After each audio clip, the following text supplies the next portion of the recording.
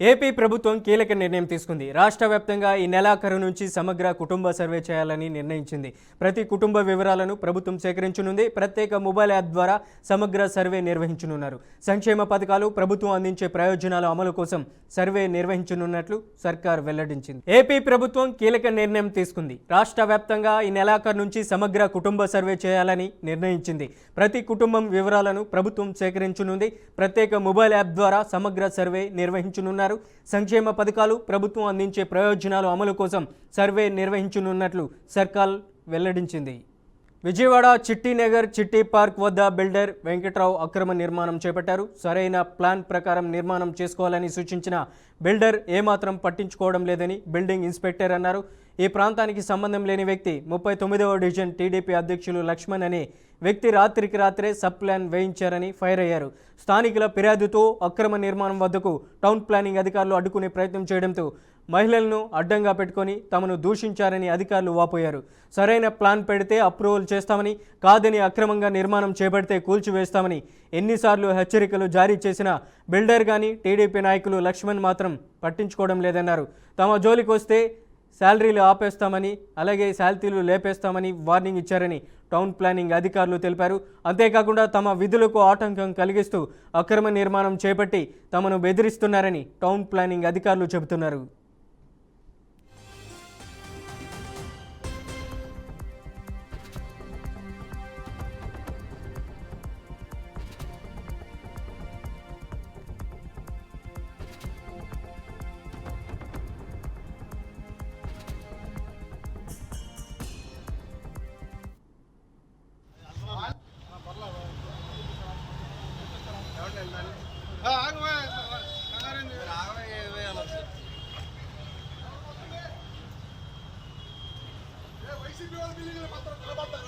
TDP వాళ్ళు పగలబడతారా వచ్చి కొట్టండి, నన్ను కొట్టి తీసుకెళ్ళండి.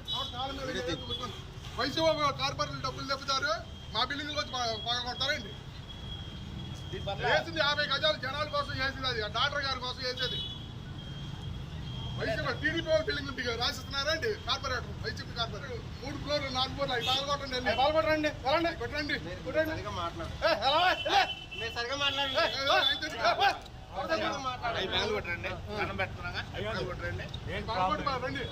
చూపిస్తాం ఆయన ఆయన తెలుసు, ఆయన టీవీ వాళ్ళు అవి పగలు కొట్టండి.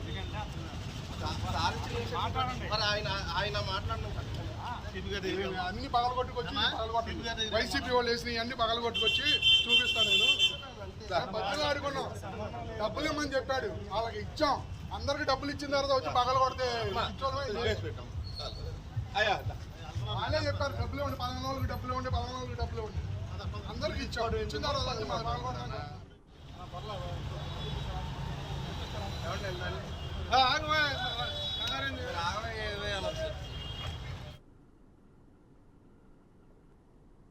ఆంధ్రప్రదేశ్లో క్వాంటమ్ టెక్నాలజీ కోర్సులను ప్రవేశపెట్టేందుకు సీఎం చంద్రబాబు నిర్ణయించారు. అమరావతి సచివాలయంలో IIT Madras, IIT Tirupati, IBM ప్రతినిధులతో సీఎం చంద్రబాబు ఉన్నత స్థాయి సమావేశం నిర్వహించారు.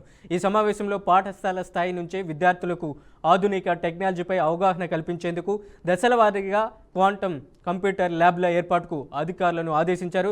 పాఠశాల స్థాయి నుంచే కంప్యూటర్ ల్యాబ్ల ఏర్పాటుకు ఆదేశించారు. 2026 జనవరి నాటికి 50,000 మంది విద్యార్థులకు క్వాంటమ్ నైపుణ్యాల శిక్షణ ఇవ్వాలని లక్ష్యంగా పెట్టుకున్నారు. రాష్ట్రంలోని ప్రభుత్వ, ప్రైవేట్ పాఠశాల విద్యార్థులందరికీ సమానంగా క్వాంటమ్ టెక్నాలజీపై అవగాహన కల్పించాలని సీఎం చంద్రబాబు స్పష్టం చేశారు. ముఖ్యంగా 7, 8, 9 తరగతుల విద్యార్థులకు ఈ కోర్సులు అందుబాటులోకి తీసుకురావాలని సూచించారు.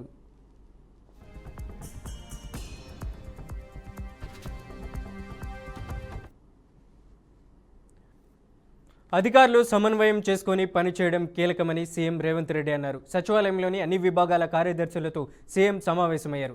శాఖల మధ్య, అధికారుల మధ్య సమన్వయం లేకపోతే ఎలాంటి ఫలితాలు రావని రేవంత్ రెడ్డి అన్నారు. ప్రతి నెల కార్యదర్శుల పనితీరుపై సీఎస్ సమీక్షిస్తారని తెలిపారు. ప్రతి నెల కార్యదర్శులు సీఎస్కు నివేదిక సమర్పించాలని ఆదేశించారు. ప్రతి 3 నెలలకు ఒకసారి కార్యదర్శుల పనితీరుపై స్వయంగా సమీక్షిస్తానని సీఎం రేవంత్ రెడ్డి చెప్పుకొచ్చారు. అభివృద్ధి విషయంలో సమన్వయం కోసం మెకానిజం ఉండాలన్నారు. అలాగే తెలంగాణ రైజింగ్ 2047 విజన్ డాక్యుమెంట్ విడుదల చేశామని, రాష్ట్రాన్ని క్యూర్, రేర్గా విభజించి ప్రణాళికలు రూపొందిస్తున్నట్లు రేవంత్ రెడ్డి స్పష్టం చేశారు.